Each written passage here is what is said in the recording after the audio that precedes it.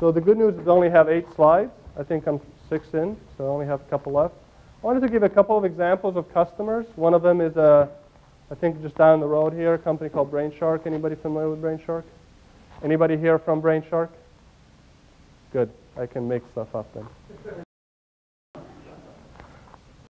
So they're a technology company. They were looking to drive more productivity out of the sales and marketing. So they very much take this marketing approach to things. How do I combine sales and marketing? And you can see kind of what they were talking about, relevance of alerts, executive connections, a lot of the stuff that I was just talking about. You can see pipeline increase. You can see 320% ROI. I have one story in my mind, which I heard from David, who's the EVP of Sales and Marketing. The story said, they were targeting a large $5 billion a year media company that they wanted to make a customer of theirs. They found a connection through our application, but this person would not even respond to the connection. And then on Twitter, they found that that same person had tweeted about being able to communicate with customers, and BrainShark has a communication technology.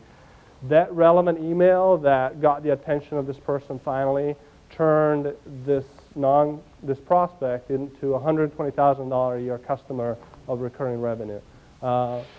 David says it would have never happened if they had not seen that interaction on Twitter. It would have never happened if they had not bombed the field, so to speak, ahead of time with the connection that they had found through one of their customers, I believe. So it takes a lot of work to get the big deals done or the little deals done. And the question is, what are you providing to your sales organization to make it easier for them to do that work and being more efficient in doing so?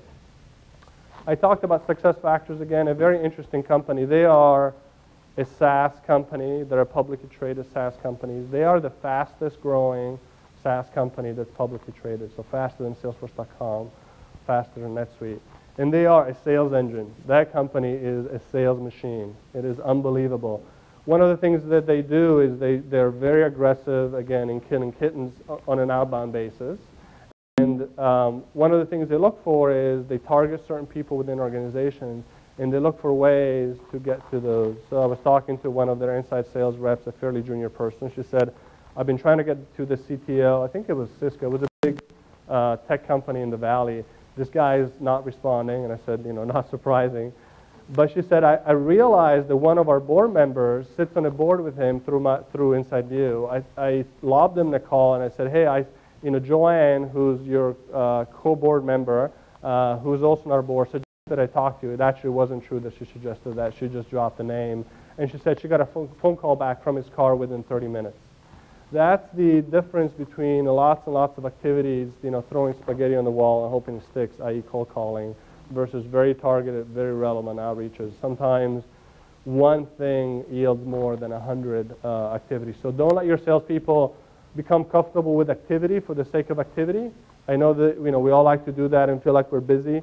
Ask them, are they being relevant? Are they finding the right connections? Are they finding the right business results? So our success has been, over the last 2 to 3 years since we've been on the market. It's been very marquee companies that you can see up there really adopting our application across the sales organization to help their salespeople be more effective.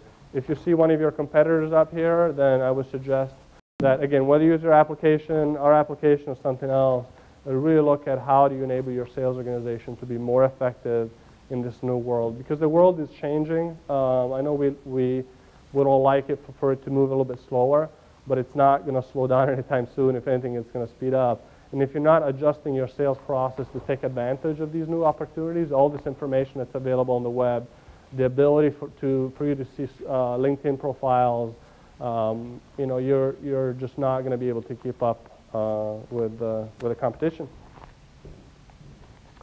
So I thank you for your time. If you want to reach me, email is the best way to go.